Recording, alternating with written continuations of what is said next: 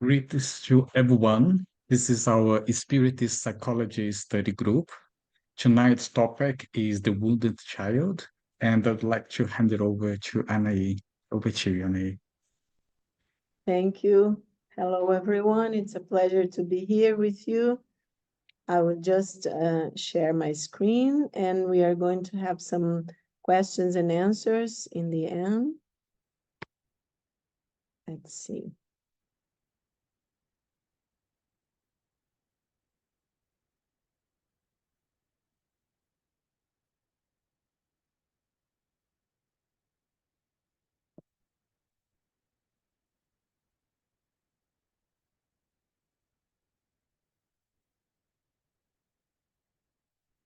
I think it just takes some minutes to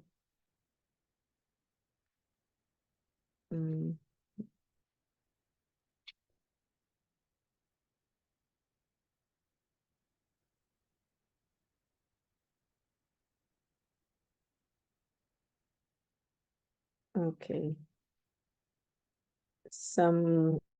Are you, is that okay, my voice?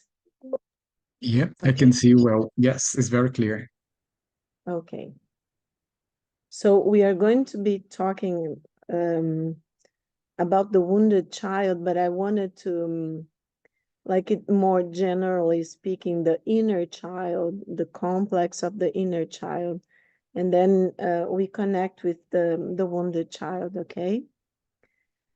So I think this I like very much. I know everybody knows because it's in the internet, this image, but I think it's great to understand, to really connect and to understand the importance of the inner child of this complex and to manifest, to deal with our inner child, especially the wounded aspects of the inner child, and also to relate to each other through the inner child also, with everything that we are and have, but with this potentiality that the inner child represents, and and healing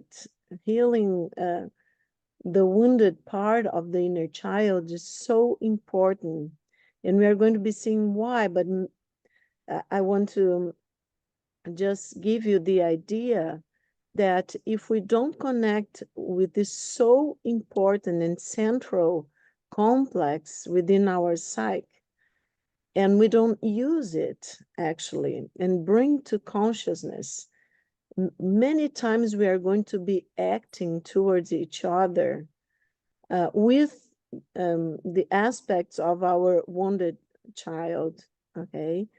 So let's understand a little more about this. So I started with it's very general, but I think it's very important. So it gives us an overview, some parts of a chapter by the book Life, Challenges and Solutions.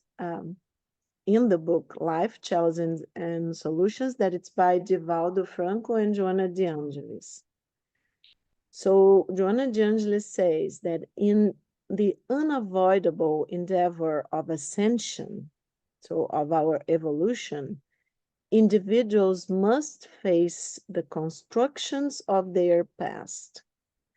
These constructions are engraved within them and often manifest outwardly as afflictions and limitations, and inwardly as conflicts on the inner landscape. They threaten attempts at self-realization, the joy of work, an harmonious coexistence with others, easily becoming perturbing complexes in the realms of emotion and behavior. We have already talked about complexes, Jung's concept of complexes, but we are going to be seeing a little bit more again so that it's more clear to everyone. And then Joanna says that the factors responsible for such disturbances cannot be denied. They start with the expectant mother's behaviors, which affect the fetus during its intrauterine life, and they culminate with familial coexistence, particularly with domineering fathers and emasculating neurotic mothers, who pass their insecurities and all their other problems onto their growing children, who in turn become debilitated under the heavy burden of tensions they are forced to bear. So Joanna is asking us to pay attention to what it means for the child to be a father and mother, the importance of the father and mother in the psychic life of the child, in the development of personality, and very deeply in our psyche as spirits in evolution. Okay, we're going to see more of that. What does Joannei de Angelis want us to understand about the child within us, about the role of our parents in our life, about the complexes, okay? On the other hand, social, economic, cultural, and educational pressures become terrifying giants that persistently persecute the student, who absorbs but cannot digest such ghosts.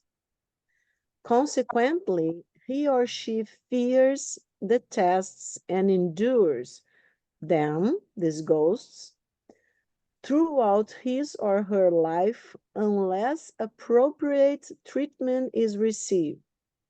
Of course, the spirit reincarnates in the place that is best for its evolution. However, since no one reincarnates to suffer, pay attention. This is Joanna speaking, okay? No one reincarnates to suffer, but rather to make reparation, acquire new experiences, develop aptitudes, and grow inwardly. All the obstacles that individuals face are part of their educational plan. Consequently, they must equip themselves with values and discernment in order to surmount them. And freed from all restrictions on their liberty, advance confidently on their quest for self-fulfillment. I think this is, summarized beautifully our evolution as spirits and also the development of our personality here, because we are going to be born in the family, in the time, in the place that we have chosen, that we, with our spiritual mentors, have decided that was the best possible experience for our spirits. To what? To face ghosts that are not only from this lifetime, from our childhood, from the experiences of our wounded child, and of course, as Joanna says, from our social, economic, cultural, and educational environment, but from experiences that we bring from our spiritual past. Okay, so we are here not to suffer. We are here, this is very important, because the ego suffers. We suffer, okay? We suffer with some experiences. We suffer in our childhood. Why? Because our parents are not perfect. We are not perfect.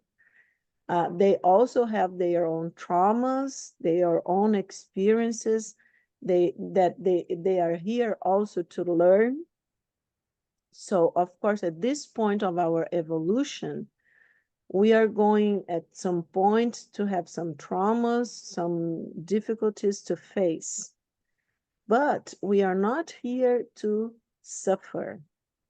Our egos still suffer, okay, because we haven't developed yet this broader vision that we are trying to develop here. For instance, in this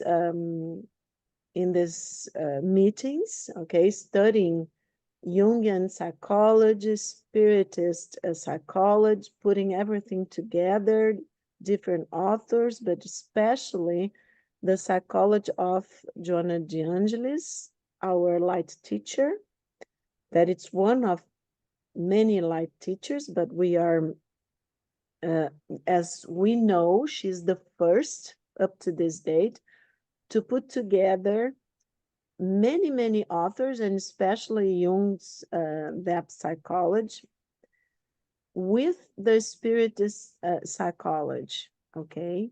And also with concepts, spiritualist concepts of other religions. She talks about Buddhism, for instance, in one of her books, okay? So everything that can help us, that we have studied and that we know about ourselves, psychologically speaking, but then Joannei goes further. She goes deeper in our psyche, and she says that this concept of the higher self, that for Jung is the self with capital S, is our spirit. So she's putting everything together to help us develop this, what sometimes she calls a cosmic consciousness, okay? That is the consciousness that we need very much, okay, in these days that we are living, because we are transitioning. This is in our culture that some people call New Age culture, but it has been said and has been channeled for centuries now, and the time is now, right? So let's go back to what Joannei is asking us to pay attention. That we face these ghosts, that our childhood, that our many complexes, that our social, economic, and cultural and educational pressures, you know, they kind of inflict on us when we are here. And we have, she's telling us, to stop fearing, hating, okay, all these pressures, but understanding them, integrating them in a more understandable way, connected to our higher self, to our spiritual experience, okay, so that the ego can calm down, can mature, so that we can like connect with this wisdom, with this knowledge that is within us. It's not outside of us, it's within us, and then we can achieve together, because she uses and she agrees with Jung about the collective unconscious, this transpersonal dimension of the psyche, where we are one, okay? So Joannei is saying that, of course, the spirit reincarnates in the place that is best for its evolution. It's not for us to suffer, you know? Oh, but I was born in a place where there are lots of wars, for instance. People, you know, like myself, for instance, I'm here with many people living floods in my state and in my city, and with lots of suffering at this point. So I could be asking myself, why was I born in this moment, in this place and time? Why was I born to suffer all this? And Joanna is answering us that we reincarnate in the place that is best for our evolution. So what is my task when I'm facing difficulties, right? And she's saying, since no one reincarnates to suffer, but rather to make reparation, acquire new experiences, develop attitudes, and grow inwardly.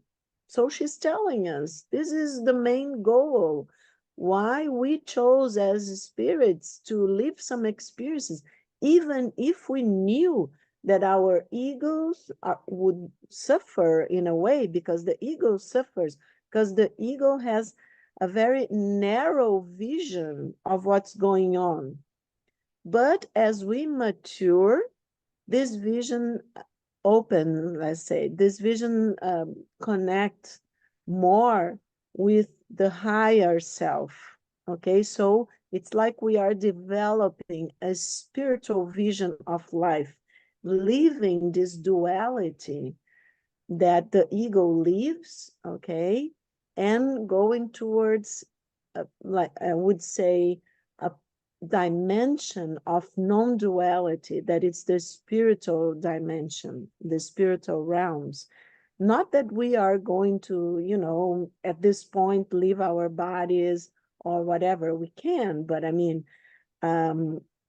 what we are really doing at this point is here on earth with our egos, with our psyches, and together connecting, learning how to connect with our higher selves, and also to manifest it in this life of material experiences. So this is amazing, because we are vibrating, learning how to vibrate in a more higher frequencies, okay? So that's the purpose. That's the purpose, that we are living this very challenges moments globally, actually. So it's not to suffer, it's to make reparation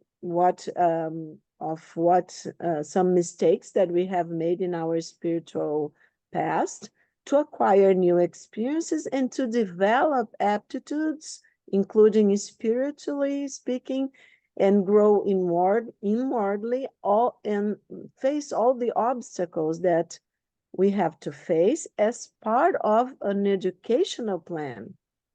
Consequently, we all must equip ourselves with values and discernment in order to surmount them and be free, and make ourselves free from all restrictions on our liberty, and advance confidently on our quest for self-fulfillment, okay?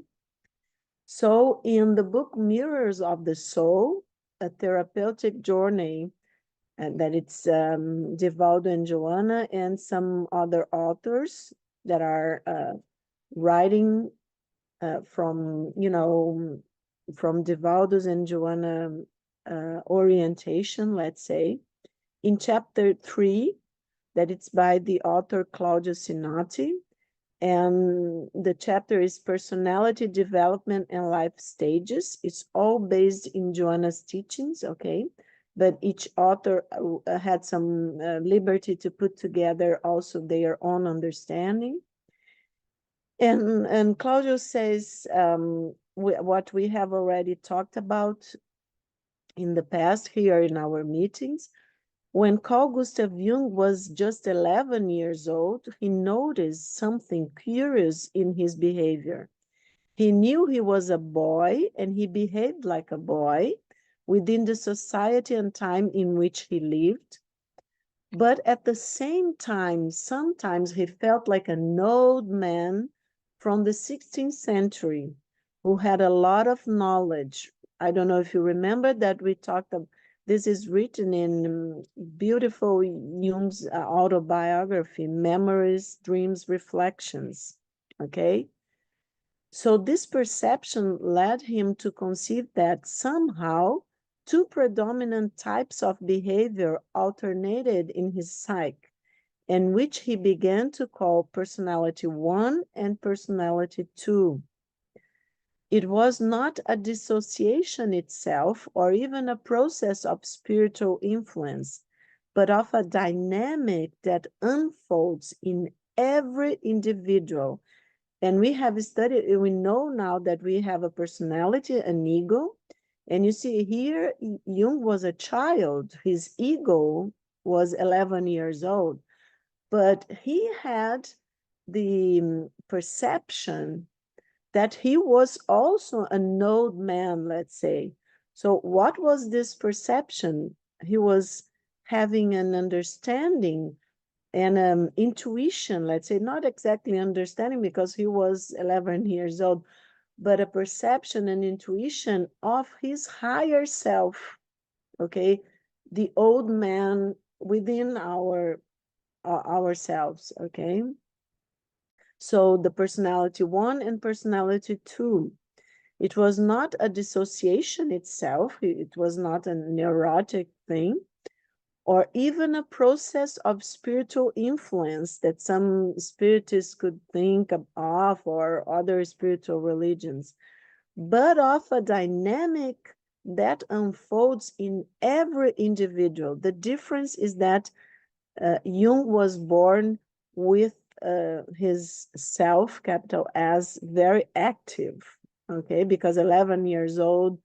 But we know that some kids nowadays, exactly because of this transitional phase that we are living in spiritually speaking, the children that are reincarnated, we know we have this knowledge that there are a lot of evolved souls reincarnating to help us to transition to what we call, the spiritist knowledge called regenerate world, where we are higher in evolution that we are now, spiritual evolution. So it is equivalent to saying that different selves inhabit the same individual, understanding these selves not as different souls, but as psychic contents that sometimes contrast with each other. The challenge that arises is to become aware of these parts, integrating them into consciousness, so that the vision of the whole, the self, because remember, Jung calls the self, capital S, the center of the psyche, but also the totality at the same time, okay? So that the vision of the whole, the self, becomes clearer. In a way, the study of personality tries to understand these selves existing in the psyche, whose development has already been analyzed from various points of view, from philosophy and science to psychology, deepening, and which aims to understand its formation and structuring from the perspective of the stages of life, of the internal and external factors that influence the personality's development, as well as the disorders that result from its disruption. Okay. Usually, when we refer to personality, reference quickly appear regarding people with striking characteristics, with peculiar traits that define them. But noticeable traits do not completely define personality, as it is something much more complex, our personality. For this reason, even though we find certain biotypes and characteristics common to human beings in their collective aspects, individuality presents the color and tone that denote the uniqueness of each individual. On the psychological side, Sigmund Freud's contribution gave a significant boost to personality studies, broadening horizons in the attempt to verify the influence of the unconscious on our behavior. For Freud, personality is influenced by conscious and unconscious forces, with the ego being midway between the id and the superego. From his studies, it was realized that human personality was not limited to phenomena observable in consciousness.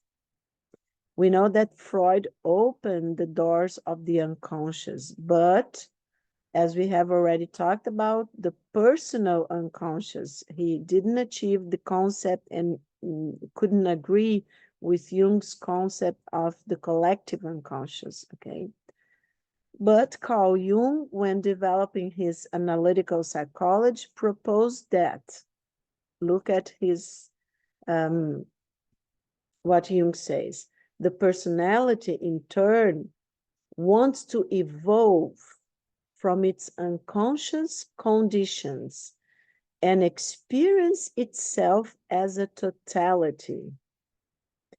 Jung presented archetypes as driving forces of personality, understanding that we are not born a tabula rasa, according to the conception of thinkers such as Aristotle. He also introduced the study of the complexes and psychological types, which revealed a new approach to understanding the human being as a whole. For Jung, life, therefore, has a profound purpose, and the personality has to be structured to fulfill this purpose. However, unfortunately, many approaches have left aside the spiritual journey of the being. And in the opinion of scholars such as the American psychologist Thomas Armstrong, leaving the essence of the soul out of the stages of life is like studying birds in the forest without taking into account their song or flight. This look towards the integral being is completed in the transpersonal and spiritual approaches that, based on the valuable studies of their predecessors, have the spiritual being as an essential basis in their analysis. Spiritist psychology highlights the development of personality from successive reincarnations, when, according to Joannei de Angelis, personality represents the appearance to be known, often in dystonia with the deep and real self. It is transitory and marks reincarnationist stage, defining experiences in sex, culture, intelligence, art, and relationship. Personality development, therefore, is not ecstatic, but something in constant formation and transformation, and which at each stage of life presents certain challenges. The personality is also developed with each incarnation, bringing with it the experiences of the past and submitting to new injunctions and experiences as a way of improving and bringing to consciousness the individuality of the being. According to Jung, this is beautiful. This Jung sentence is in collective work 17, here in paragraph 290. According to Jung, our personality develops in the course of our life from germs that are hard or impossible to discern. And it is only our deeds that reveal who we are. We are like the sun, which nourishes the life of the earth and brings forth every kind of strange, wonderful, and evil thing. We are like the mothers who bear in their wombs untold happiness and suffering. At first, we do not know what deeds or misdeeds, what destiny, what good and evil we have in us. And only the autumn can show what the spring has engendered. Only in the evening will it be seen what the morning began. Isn't that beautiful? So this is Jung talking about our personality and its development in the course of our life cycle. And what for the ego, okay, the center of our consciousness, it's like hard or even impossible to discern. And how we understand in the ego is doing here the job of living this life, of adapting to this life, but also doing the job, as Joanna says, of what the spirit of what our higher selves decided that wanted to learn in this experience, okay? Wanted to experience in this life, we can say. So how are we going to know? Because, as Jung says, we are like the sun, which nourishes the life of the earth and brings forth every kind of strange, wonderful, and evil thing. For instance, some people related the solar storms with the floods that we are living here at this moment in the very south of Brazil, of course, with the climate change and everything else. But synchronistically, the sun these days, we're having one of the huge storm, okay? So some people related. And for us at this point, for us living here, this catastrophic flood in the very south of Brazil, then we would feel like evil, okay? But, and sometimes we ourselves can see some actions that we have taken, even if we were not aware of them, as evil, but also as wonderful and also as strange. So how are we going to know our deeds and misdeeds? What destiny, what good and evil we have in us? Only living this life, Jung says, only observing, learning how to discern, okay, and not hiding from everything that we are. And he says only the autumn can show what the spring has engendered. Only in the evening will it be seen what the morning began. Okay. So, how to heal the wounded child? We are going to be seeing more, okay? But I just wanted to bring the healing first, and to understand the wounded child. So in Jung's conception, the child initially experiences total identification with the life of the parents, unconscious of the self that she is. The self, the spirit, okay?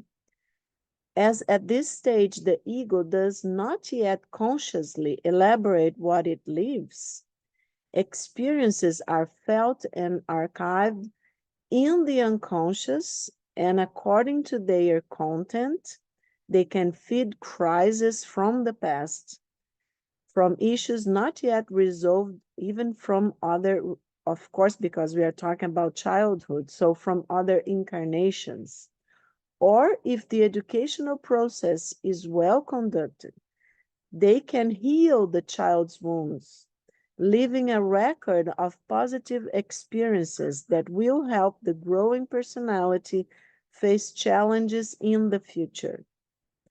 If, for example, a spirit with experiences of abandonment in the past relieves the same situation In its initial phase of life, it is very likely that the old conflict will rekindle, increasing the strength of the dominating complex.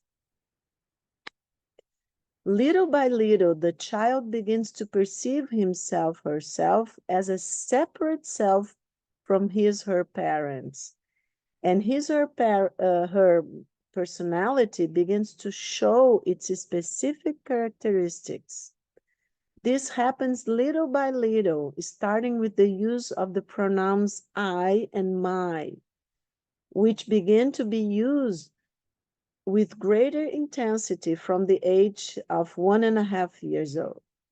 As part of the characteristics that the child presents is not accepted within the context in which she lives, the persona and shadow begin to be structured based on education received. All behaviors interpreted as accepted at this stage gain strength to be incorporated into the behavior of the child and the persona, while the rejected content feeds the shadow.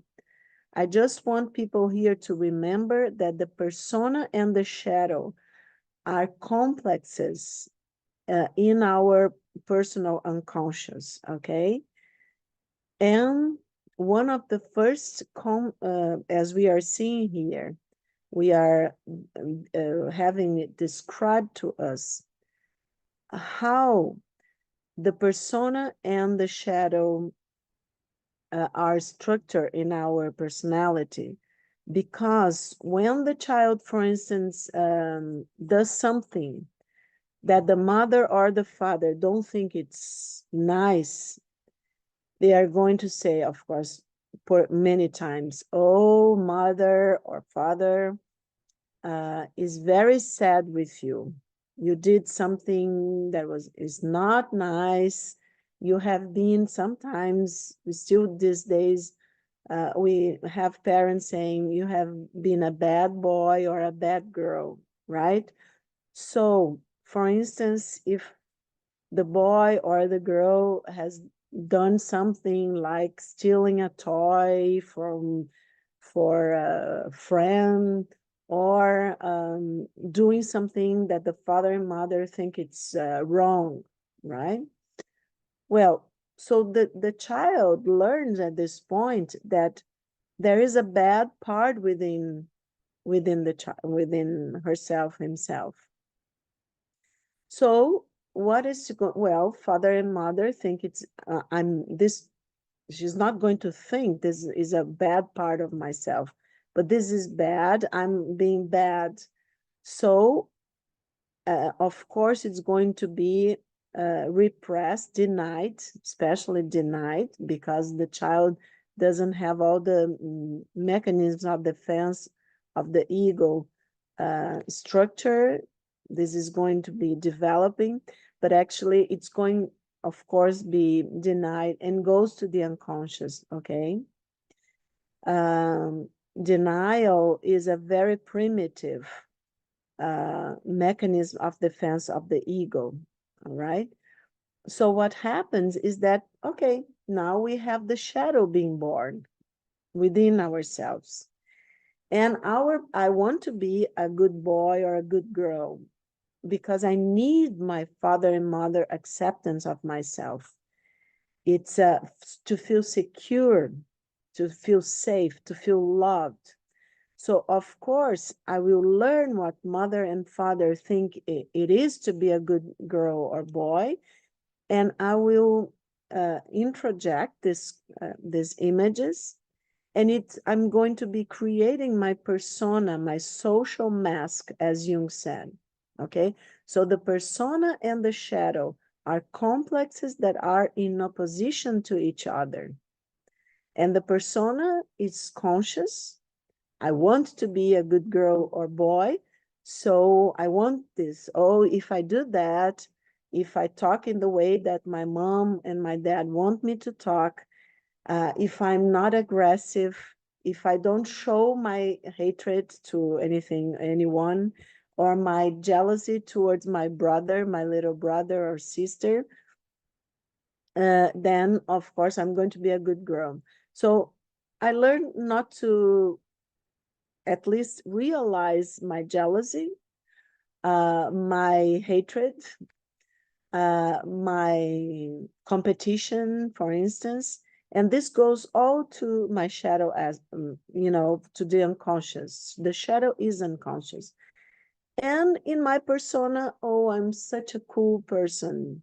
I'm such a nice boy or girl, because I give all my gifts, my play, even my gifts, my toys to my brother and sister. I'm not jealous, and I'm such a nice boy or girl, for instance, and I don't hate, I love everyone. Okay, now my shadow is really huge, right? And my persona is beautiful, for instance, okay? So that's how the persona and the shadow are structured. The problem is not having a persona or a shadow, because as structures of the psyche, they are important parts of the self. The problem is ignorance regarding its constitution, which causes us to remain unaware of ourselves. That's why we constantly have to visit the drawers of the past, in which we often store important aspects of our individuality. Parents must help the child realize that the world is not at his/her service. The small frustrations, the limits placed on the way one relates to the world, as well as the incentives to explore and discover it, will have a great influence on the structuring of his/her personality. And there's a psychiatrist called Erik Erikson that we learn when we are studying psychology and psychiatrists, that he studied the life cycle, okay, and the main psychological tasks that we have to go through in each phase.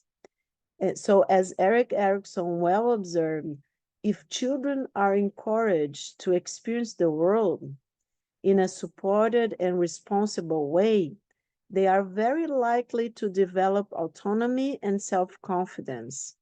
That's why he places personality development in the first stage between two polarities, trust and distrust. Trust develops from the care and protection received, with distrust being the result of neglect. It is important to note, however, that even in this regard, excesses generate pathologies. As for children who are overprotected, dependence gains strength, accompanied by a feeling of shame and insecurity in their own abilities and capabilities. Okay? And here I want just to point out that trust and distrust, and learning how to trust, it's a lot of analysts, psychoanalysts, such as Erik Erikson, and they understand that it starts with the trust and distrust in the care of the father and mother. Okay, and this is very important because Freud said that the idea of God was because of the child, the fear and insecure of the child that looks for the father for protection. And he said, so it was magical thinking and the thinking of the child within us, the idea of God, that we project onto this idea of God, okay?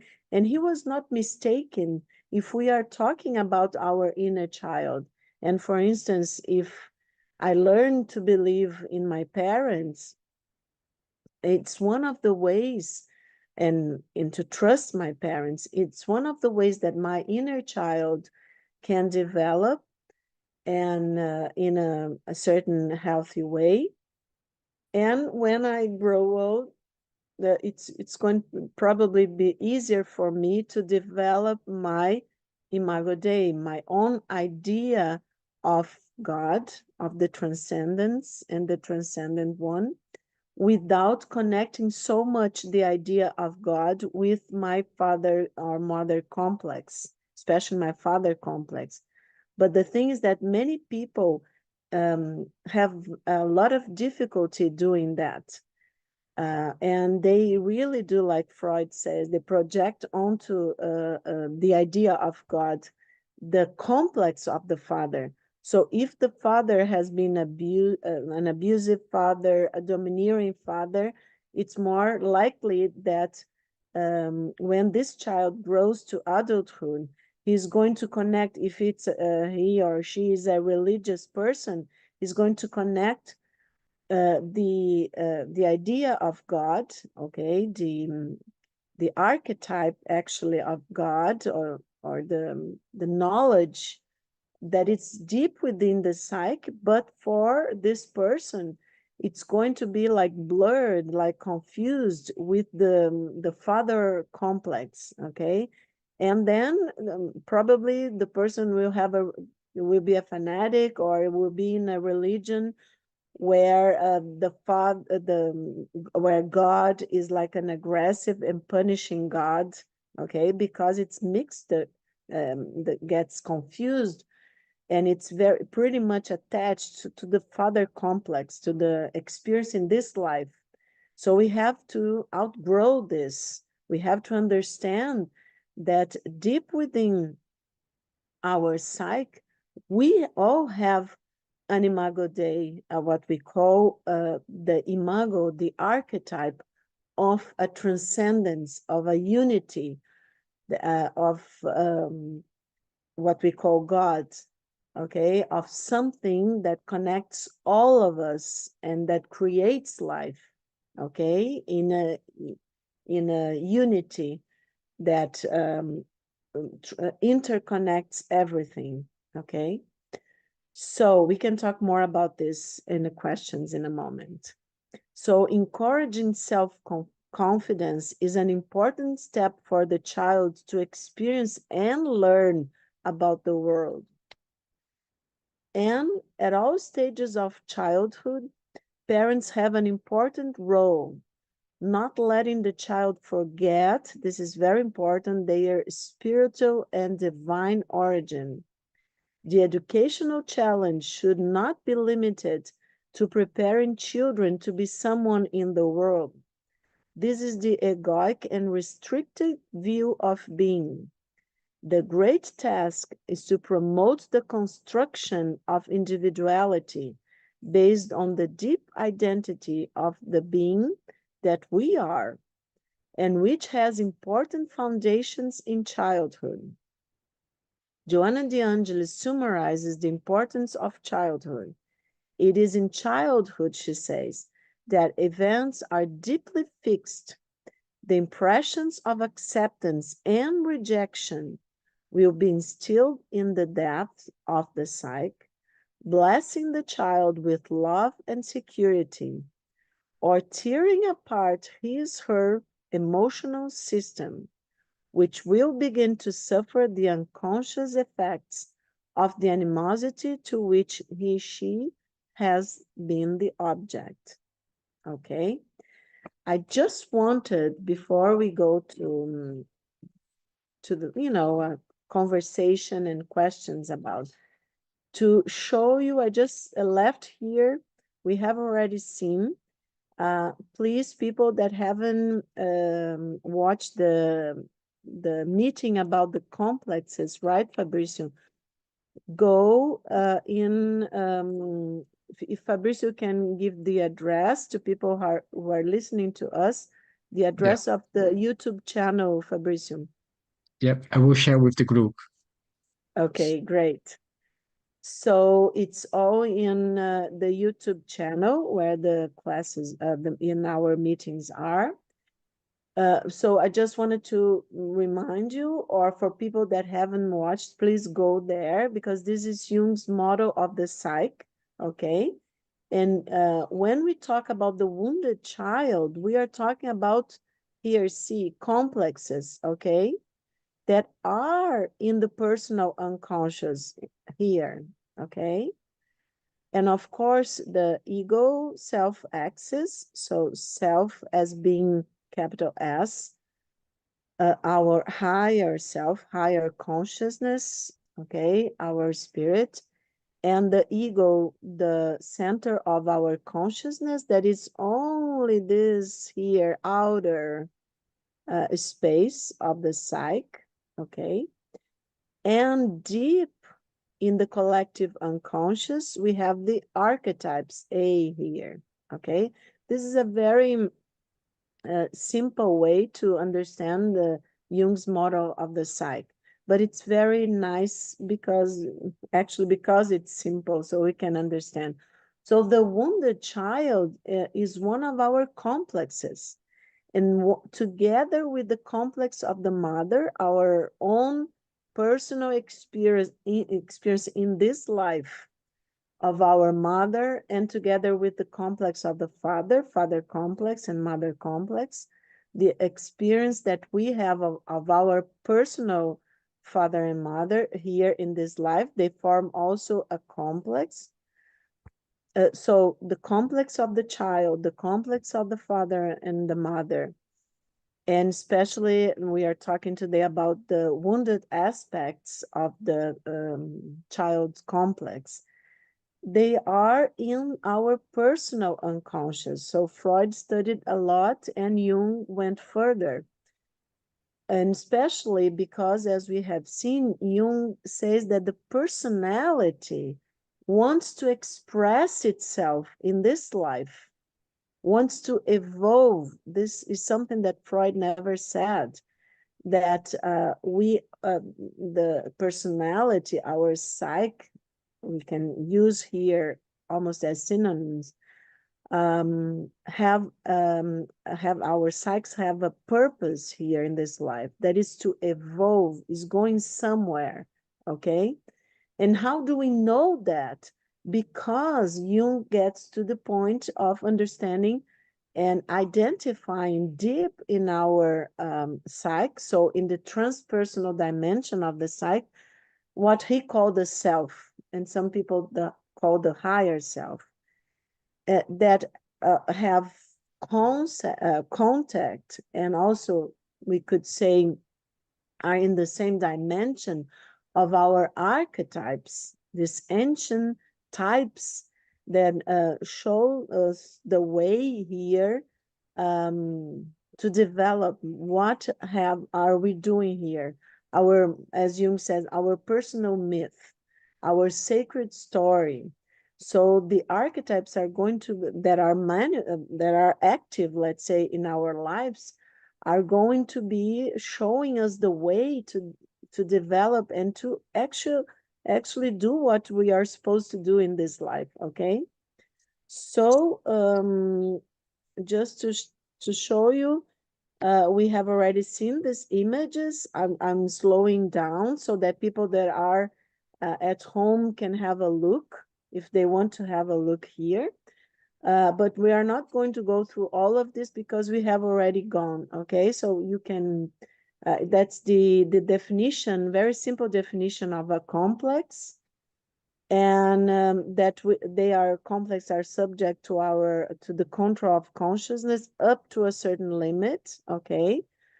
Because we repress them usually, okay? And in the first favorable opportunity, they resurface with all the original strength. So the wounded child, if we don't deal with the wounded child, oh, Anahy, but my father and mother really hurt me and I have some traumas.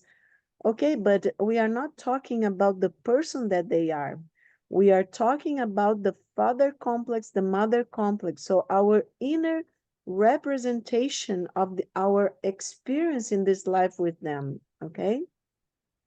So of course we have to understand that at this point, the father and mother, let's say, that are going to be healing our wounded child, where are they? They are inside of ourselves, okay? We are the father and mother of our wounded child. We have to work with our complexes so that we can like outgrow them in a sense. They are hurt, they are mistrust, they are insecurities, and like balance all of them, help them to talk to each other, let's say. And we have seen this, I just wanted to show you again. This is by James Hollis, Mythologems. It's a beautiful book that we have already talked about. And here he's talking about parental complexes, that we have this meeting recorded. Also, you can go in the YouTube channel of Fabricio's Spiritist Center and take a look, okay? I'm just showing so that people can stop and see a little better here, okay? But Hollis will say here, how can something be archetypal when it is so clear tied to the local culture and personal complex? And he says such reflection is necessary, for we are obliged to try to make sense of this brief conjunction, no matter how obscurely transitory it seems. And these fragile individuals assigned to us by destiny, our father and mother, were the protagonists in the construction of our sense of self, of the world, and of the relationship between them. If, however, we reflect on the father and mother as modes of expressions, as personifications of energy, as teleological tasks, evolutionary tasks, we then open ourselves up to the consideration of parents in general. So we stop blaming our father and mother for everything, for our wounded child, and then we do the job that we are supposed to. We forgive them, we understand them, and we forgive ourselves, right? Because of course we understand in a spiritual sense that we have chosen them, and they are so important for the learning experience that we have chosen to go through in this life. And Hollis says here we are not talking about our personal parents, but about personified notions, embodied energies, okay? They are energies within us.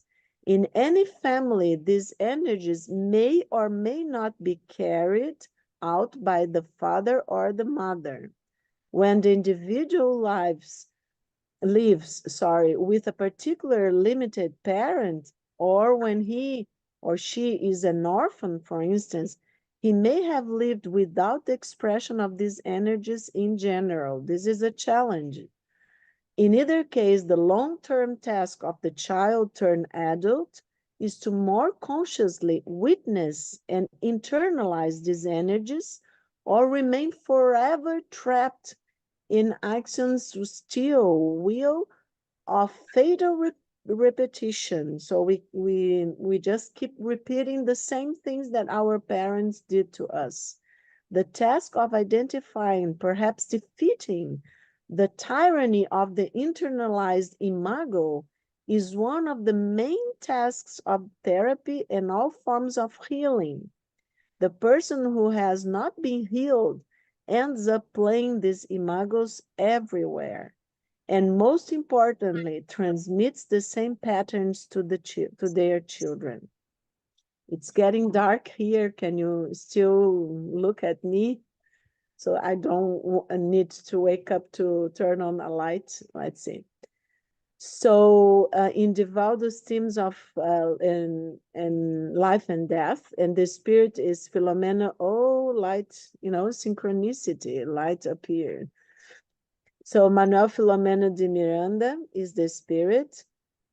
He says, we have already seen that, but what I want you to pay attention, that he says that if there are physical and even psychological similarities with our father and mothers, these acquired through family life, the same does not happen in the moral and intellectual field. The spirit is heir to its own past conquests, thanks to which it expresses itself in the field of new activity. However, family behavior influences the conduct of the reincarnating person, who becomes impregnated according to the level of evolution and awareness of each spirit, with conflicts and vibrations that will not profoundly influence his or her behavior. Okay, reactions of various kinds will manifest themselves in the child as a result of the insecurity he or she experiences in the new crib, unfolding in rebellion and dissatisfaction, nervousness, and intellectual disability during childhood and adolescence, with aggravating factors for the future, if the parents' love do not interrupt the flow of unhappy reminiscence. And we have here also Family Constellation by Divaldo and Joanna, where she talks about constellation, and we have seen that already, but I'll just leave here so that people can stop a little bit to see to look at it again. And where she talks that parents need to take on the crucial and intensive work of self-preparation for this sublime commitment, thanks to which they can greatly develop their intellectual moral values in their ascent towards peace and joy, which we all seek. Okay? After consulting the maps of individual responsibilities, the spirit guides present the future parents to its offspring. So it's in the higher dimensions that we plan the family, with whom they will cultivate and forge ties of love, designating process for spiritual growth, through which all will reach the goals they aspire, or we can get stuck, we know that. Once reincarnated, they advance sometimes through different paths until the moment they meet and then constitute the family. You can read slowly at home later on. However, those carefully established plans don't always work out due to emotion precipitation and psychological distresses. From the moment the child is born, the parents are invited by life to change their existential objectives. A natural change in conduct needs to replace the immediate aspirations. And nowadays, unfortunately, we are not seeing this in many young parents. The care for a newborn demands complete renewal of habits. Treatment between partners must also improve, because to educate is to offer example, and the student learns better from living lessons than informed theories. If those examples are nurtured by love, respect, patience, children become warm, friendly, and pleasant, except in cases, of course, of behavioral disorders or other phenomena. However, in such cases, the vibrations emanating from those, even in such cases, the vibrations emanating from those examples greatly contribute to the appeasement and harmony of these spirits as they struggle for sublimation through urgent reparation. Unfortunately, the psychological immaturity of many adults lead the parents to childlike behaviors, and they try to maintain the same habits they had before the birth of their children. And she also tells that many parents project onto their children their anguishes and frustrations, transforming them into infant models that imitate adults, depriving them of childhood. Okay, and then we have seen the psychology of gratitude. I'm just going to go through. So people that haven't seen this meeting or for some reason want to take a look, just can take a look again, okay? And the habits, the importance of gratitude in family. And just want to tell here that struggles of this magnitude, okay, that we are struggling to develop patience and to exercise tolerance and compassion, leading to an improvement of the self. So struggles of this magnitude elevate human beings, helping them develop their internal God. Okay, you can take a look. And this is just to remind people about the archetypes that are ancient forms in our psyche, that are systems, okay, which are powerful even if they don't carry mass, and which are real even if invisible. Archetypes are transpersonal ordering principles in the psyche, according to Jung. They are natural constants, pre-existing, self-organizing forces within the psyche whose origin is unknown. The archetypes exist in a psychic system of a collective, universal, and impersonal nature, what we call the collective unconscious. So from this system, invisible forms can appear in our minds and guide our imagination, perception, and thought. And in reflecting the soul, we know we have that the word archetype means an original model, a kind of matrix of human behavior. Archetypes are primordial and structural elements of our psyche. They manifest themselves on a personal level through complex, as we have seen, and collectively through cultural characteristics. Why I'm talking about the archetypes? Because the wounded child that makes us suffer so much as has in its core the archetype of the child. So has in its core the divine child. It's the archetype, okay, of the inner child. And I thought it's a beautiful image of our inner child. And remembering it, so we can also call the holy child, okay? The divine child archetype, just I think this is very important, is closely related with the golden child, for instance, it's a motive in many mythologies, and both represent qualities of innocence, purity, and redemption, okay? And it's deep within our psyche, people.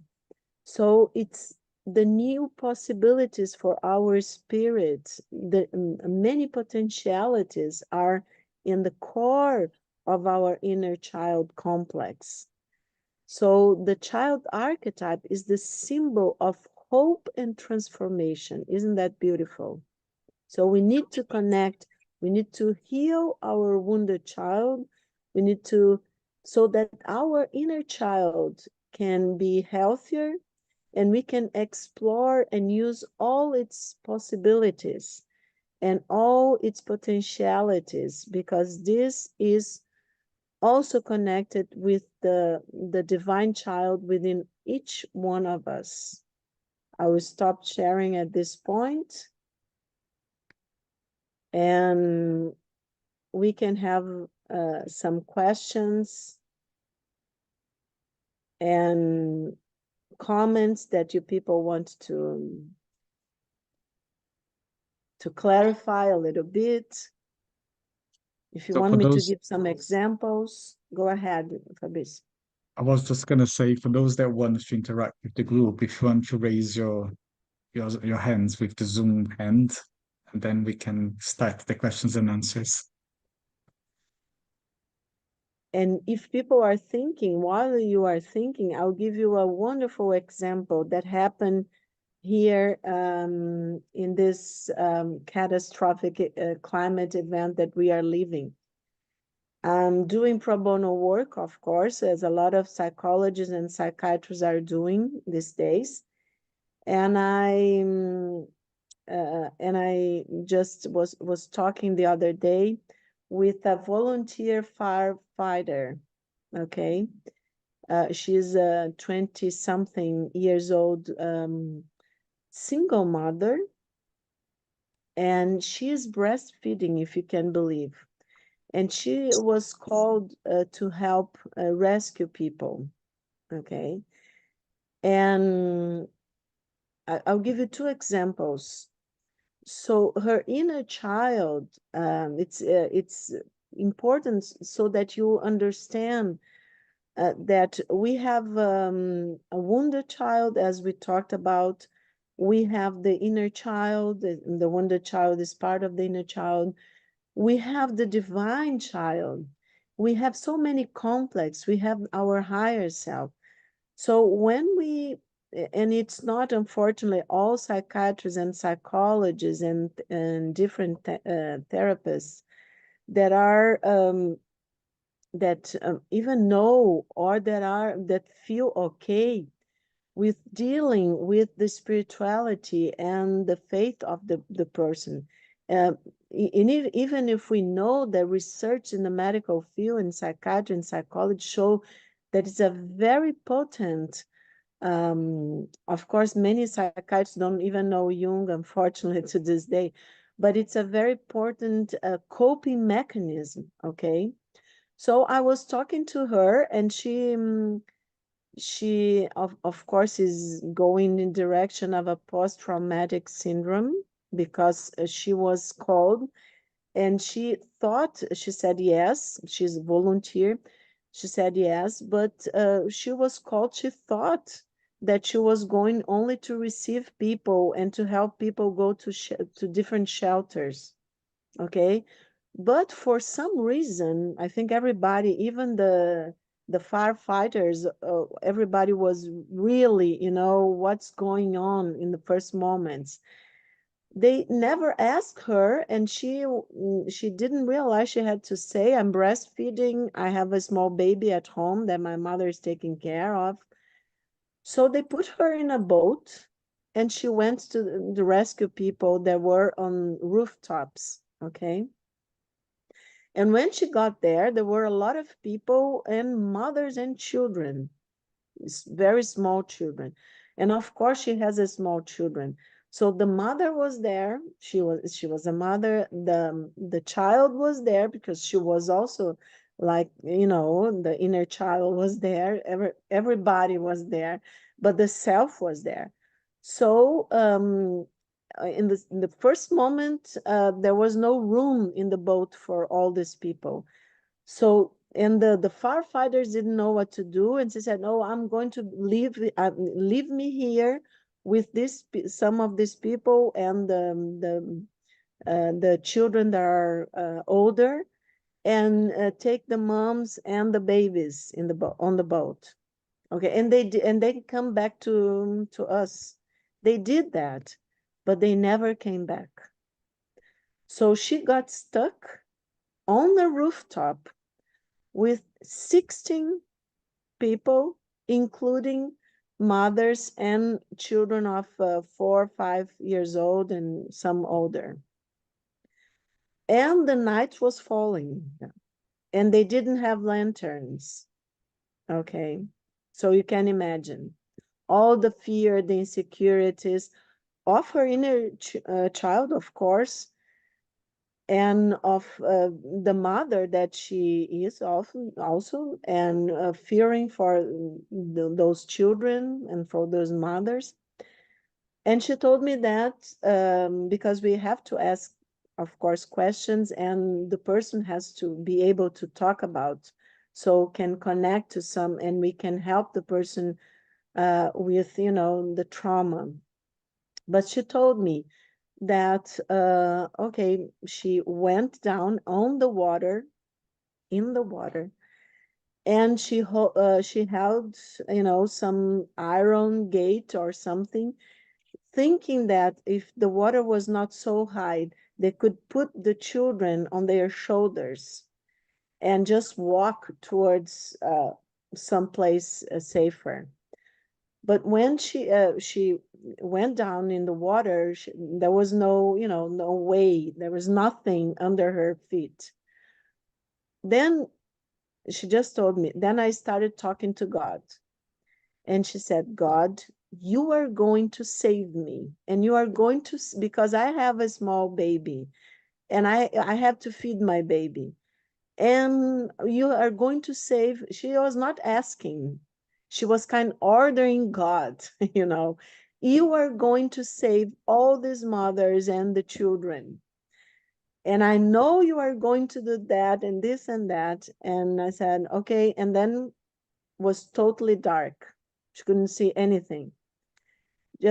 And she was talking to God. She was doing like this. And then suddenly she looks and there's a shadow.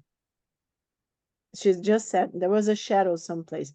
And she walked towards this shadow. And this shadow was a boat of a man who had came back, or not for her, because this man was not a firefighter, was whatever, a man who had came to his house that was at some point nearby to have some furniture taken.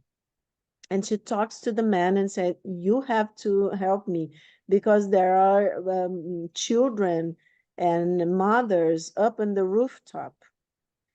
And then the guy said, okay, I will help you. And then everybody went to the boat. He said, it's not going to be possible to put everybody in the boat. She said, yes, it's going to be possible. And everybody went in the boat. She didn't ask, she said. And she was like, man, her animals was very active. She was not asking. She was saying that it would be like that. And so she was saved, and she saved 16 people, And when we were talking, she never realized. And I said, okay, so what is your faith? Do you have a religion? Do you believe in God? And said, she almost did like Jung in Face to Face, like almost saying in Portuguese, okay? She did like that. I know. So she didn't believe. I don't believe because Jung says believe. I don't believe. I know. She said, I know. And so she was talking to God, said, you are going to do that. Okay. She was not questioning because she like just connected with the power that she knew. But also I think at that point, of course, I never told her, but I'm telling you now, herself, her higher self, there was a very potent synchronicity because she was talking and she was believing, she was connecting, but also a boat was there. We cannot say that it was cause and effect. Okay, it was a synchronicity, but synchronicity are from the spiritual dimension of our psyche, from this transpersonal dimension. So her imago Dei, her higher self, connected to her, of course, expressed, we could say in psychological terms, itself in this. So this is a very potent experience. And when we were talking, she realized the coping mechanism that she already expressed, and she felt much better, because she could understand her strength.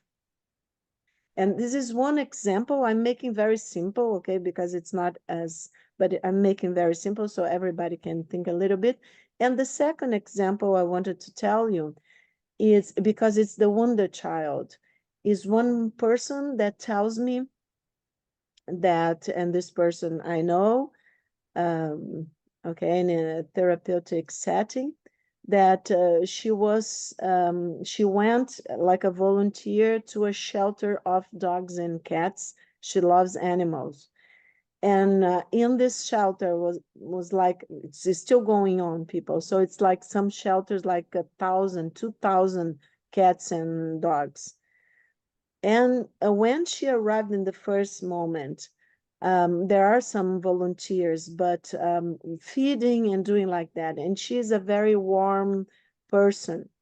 She got so desperate in the first moment she was with the dogs. They were barking so loudly and so desperately that she got desperate herself. And she got in a suffering state. And she would say, calm down, calm down. She would do like that with her hands. But she told me she was desperate. She didn't know what to do. She felt helpless. She felt all the suffering inside of herself. We call this, it can lead to empathy fatigue, we say in psychiatry. But then she is a spiritist. And I asked her, she was not thinking anything.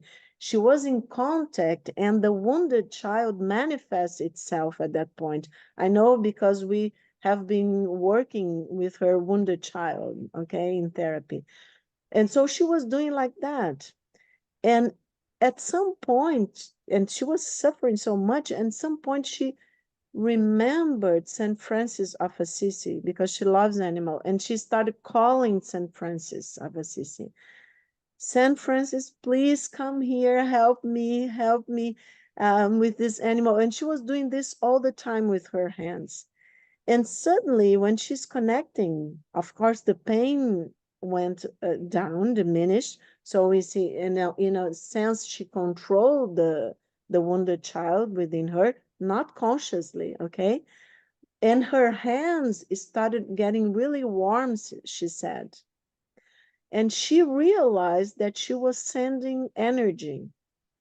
And at some point, all the barking diminished, okay? So this is small examples of something that we here down in the south of Brazil are living at this point. And I think it's a nice example for you to have that, even, for instance, we are in a conflicted area. And of course, our egos are going to suffer. What's that? It's surreal, people, when we are, many of you probably have had some kind of experience of a traumatic experience.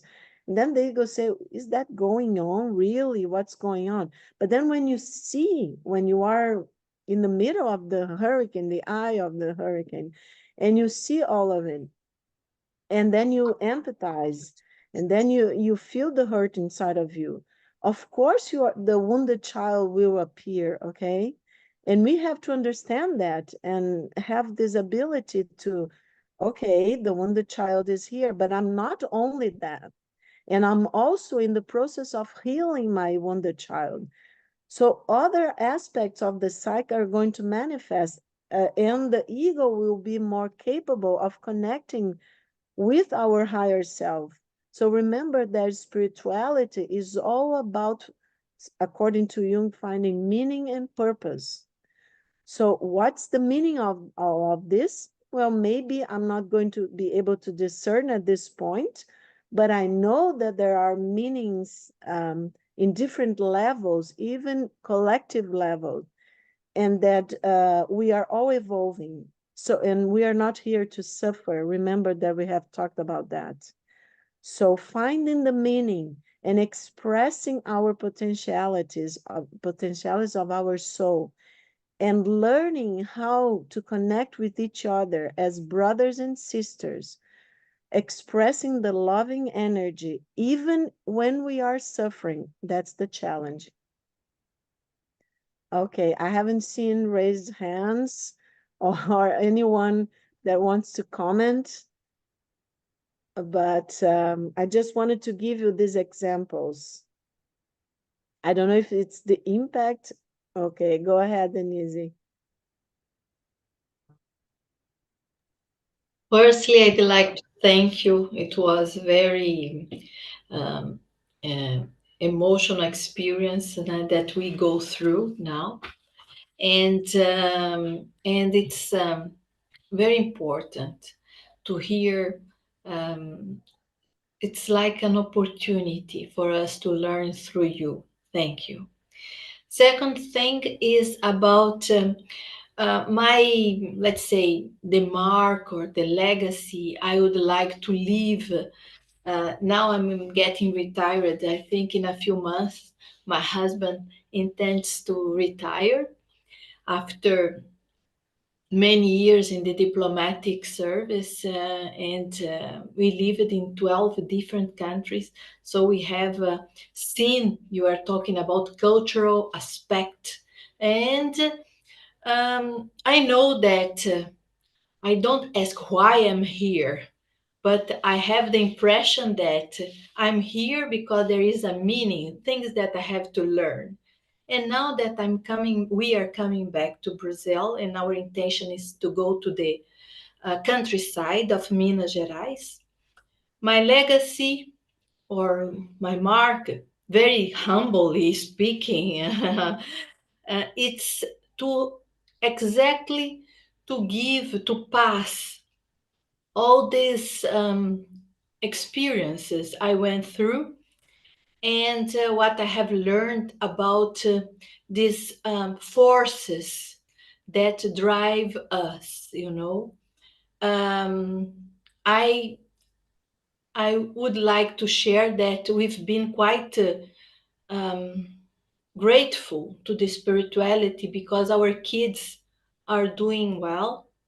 They are emotionally balanced. And so we have very beautiful experiences.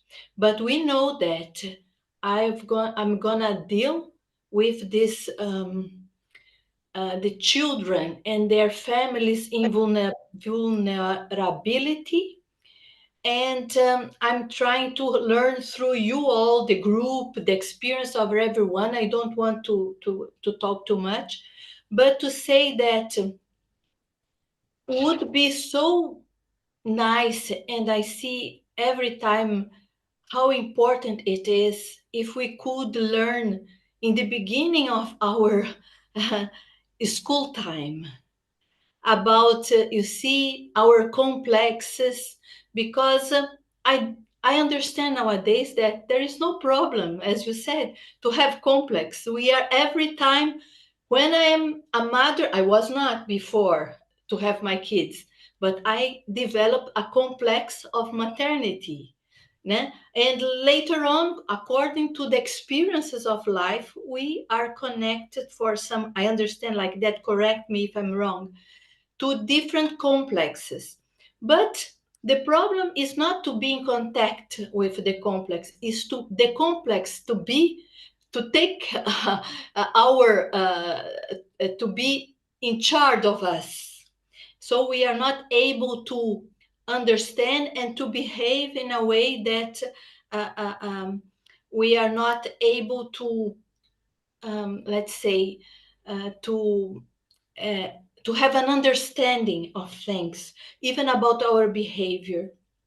So I'd like just to tell that thank you very much, because it was very touching and emotional for me. And I more and more I understand the importance of being connect to the children in their beginning of their lives, for their self-confidence, self-esteem, self-esteem, to be fulfilled in their existence.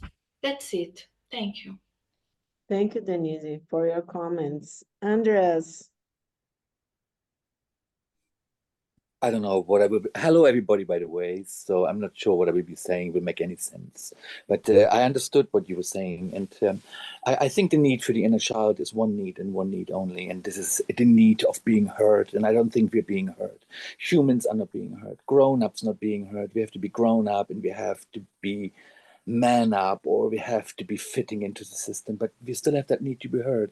And when we go to a doctor, whatever we do, when we have an aha moment, there's nowhere to share it with, no one to share it with.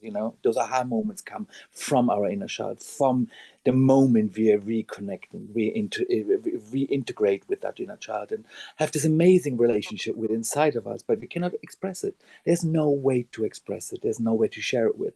So we're always locking it back in. This is what I find. And then there's so many inner child, so many children out there who wants to talk at the same time. But where do we go and talk? We have to go to a psychiatrist, to an analyst. People take Valiums.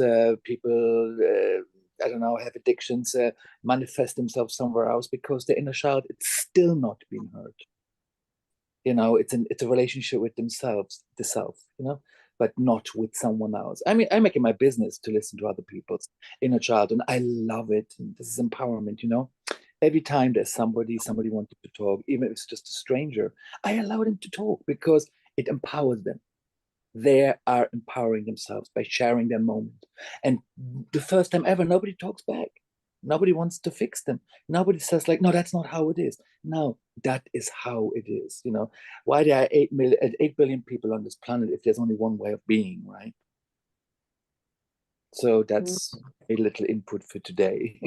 I don't know if that makes sense. So. Thank you, Andres.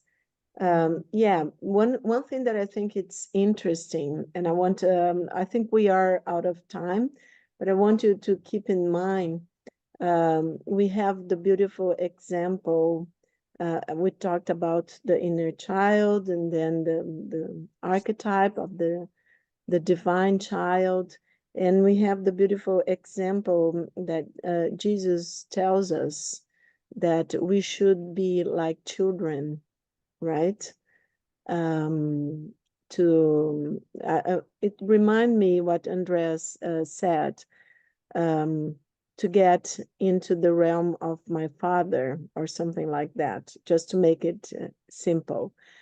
And the thing is that if we accept everything that we are, if we connect with everything that we are, and if we are able to, to express all the strength, the possibilities, the potentialities of our inner child, that it's an important part of what we are, because in the Spiritist psychology, we are talking about reincarnation, people, of death and rebirth are strongly connected, because of course we know that we have this wonderful opportunity to be rebirthed in this great school. I think it's still kind of a difficult school sometimes, but it's wonderful, it's challenging, it's beautiful, we learn a lot, we evolve a lot. So I think this is very important when Jesus, and let's just think about, and we can talk more next time, because we are talking all about relations, right? Is relational world. So to heal our wounded child, for me, in spiritually speaking, is to be able to do what Jesus said, you know, to be able to trust all that the potentialities and possibilities that the child, the archetype, brings to us. You know, this courage, this curiousness about everything, this wanting to know, as Andres said, it's so beautiful. This everything is new, everything is has energy. So we need all of this. So of course, when we are suffering, as in these experiences that I talked to you about, and it's interesting, Andres, that many people don't want to listen to the inner child, to the wounded child, even therapists or whatever. And especially when we are in family or with friends, oh, this is so sad, this upsets me. Why? Because I don't want to suffer, but I'm connecting to this part that it's suffering. So if we can understand, as Denise said, if we can instruct ourselves, understand that it's just the way that we still perceive things, we still understand ourselves. But when we open the channels, let's say, to the understanding and acceptance of everything that we are, then we manifest, as Jesus and other, of course, light teachers throughout human history.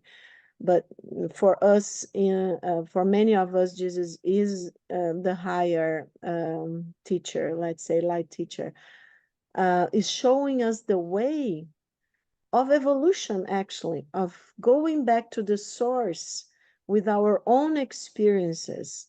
So learning how to forgive, to be grateful, to love unconditionally, to trust in ourselves, trust in our brothers and sisters without being naive. Trust that they also in the light that there is in all of us. Some these lights are stronger, some are weaker, but we all have this light. So we need for this world that we are going towards now faster and faster, the regenerated world according to Spiritist knowledge, we need this strength. We need this acceptance, this manifestation of the highest valuables, spiritual values, sorry, that Jesus came to show us and other light teachers came to show to us. And we need the strength, the energy, the courage, the curiousness, the potentialities of our inner child and the manifestation of our divine child. Sylvia, you want to say something? Something very brief. Thank you for this today. It was very powerful. I just think, thinking about the story you told about the girl. Well, she's a girl, 20 years old, going through that. It's just, I think that sometimes human beings, when we look at the world around, it's very easy to become quite a despondent, but human beings seem to be at their best when things are worse. And you have this inner strength, like this girl, she went through, and it's like, maybe when yourself really comes out and you see, because we don't know who we are capable of until we stand up and do it, isn't it? And situations like that, it's very much what brings us. And I was just thinking about the situation of a girl I know, she was 20, she's 21, she was in Israel, and they were in their concert, and they were able to get to this place to try to be safe, and a place that held 15 people that were over 40. And of course they came, Hamas came and started shooting everybody. So her boyfriend was killed, and she was with a friend, and they were trying to, because they started shooting people, so they were hiding, pretending to be dead underneath the dead for 5 hours. So eventually, people came and took them away. Her mother couldn't recognize her because she was terribly hurt and everything. So she had to scream to her mother, "Mom, excuse me." So she's in a terrible situation too. She feels bad because she was pretending to be dead and using other people who were dead, to keep her alive. So there is all these incredible things, but they also, they were talking about the doctors and the people were coming and helping them. And she said it was like they had lost connection with humanity. But the kindness, the doctor saying in the middle of horrible things, I mean, it's indescribable what she was telling. But his voice, the voice of the doctor, and his kindness, and said, "You'll be okay, don't worry," and it's just incredible what people go through in this world. And when you say we need to be like a child, it's really, you need to be like a child to be able to overcome so much evil that is in the world, but also in the middle of that nightmare, indescribable nightmare. I mean, she told the story, just incredible. A voice of someone just being so kind, it was transformative, was what, really will help her to survive the nightmare, and like the stories you were telling, going into the water, God knows what is in the water, and having the courage and getting someone, no, you come with the boat, you're going to take us, all of us, is incredible. It's that we pray for, I think, this kind of the human spirit. And I think when the self comes and is pure. So, I mean, sorry it took too long, but Can I thank you, Sylvia. Sylvia. Please ask something?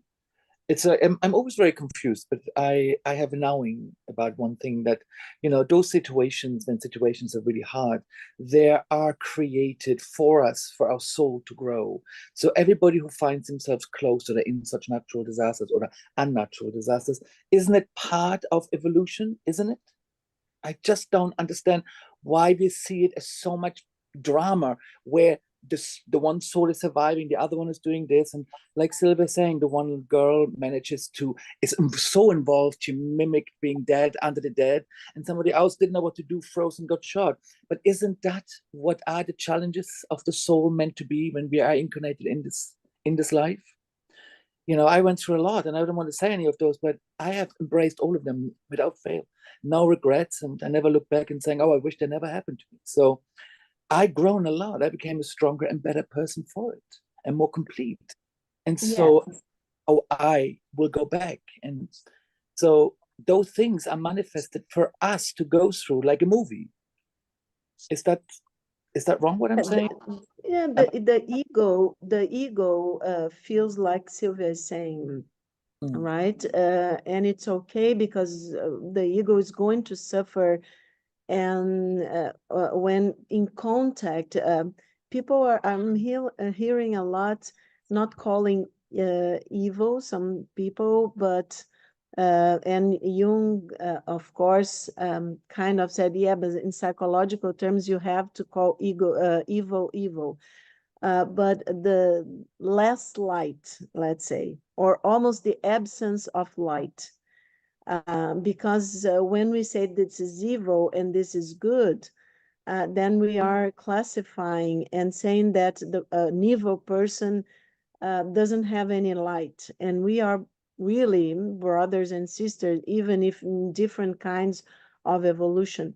But I understand what you say. The suffering is going to be enormous.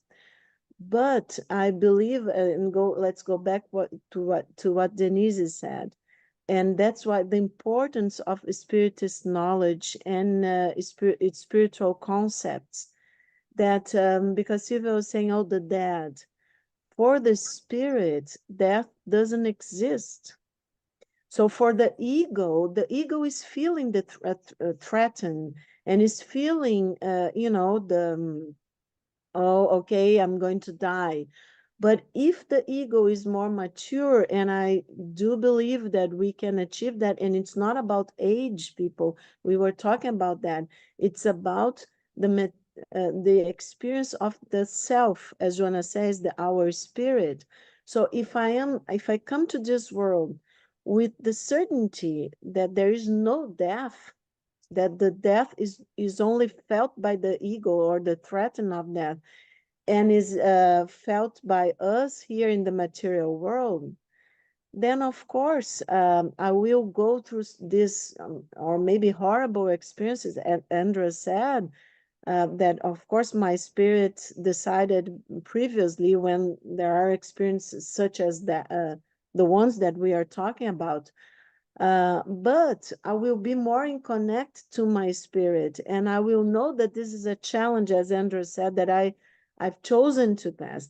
And if I can, and we use Jesus as an example again, Joannei de Ângelis uses and talks about Jesus as a model of a man also, because he was here as a man, for us to follow, a person, let's say a human being, to follow in its development, spiritual development, that he was here in this world, and he got in contact in his life here with the worst kind of evil, right? He was crucified for God's sake, right? And what does he do when he is there? He said, Father, forgive them, because they don't know what they are doing, right? So he is an example of how you can be in the worst of situation, of a lot of suffering, but if you connect, and he was connected with the Christ consciousness. It was Jesus the Christ at that point, right? He was connected with the Christ consciousness. So if we are able to do that, but to do that, I agree with Denise, we need to teach more about spirituality. We need to talk to our children, as Joanna says, about our own divinity. And we need to, okay, death exists for the ego. Don't, do something that harm your body and things like that. But know that we are not only what we are here, we are spirits evolving, and death is only a transition, okay, from one phase to the other. I think, Sylvia, that, for instance, the girls that we are talking about, young girls, of course, in the ego, they are not that mature.